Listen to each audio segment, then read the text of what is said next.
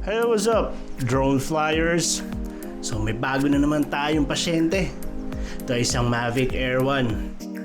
And ang naging problem nitong unit na to is processor chip overheating.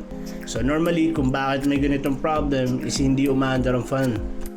Either sira na ang fan or may mga debris na naka-stuck doon sa fan kaya hindi siya maandar na maayos.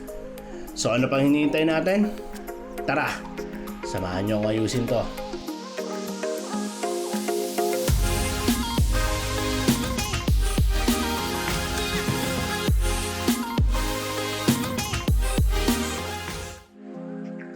And dito nga pala guys, ito yung sira na fan ng unit.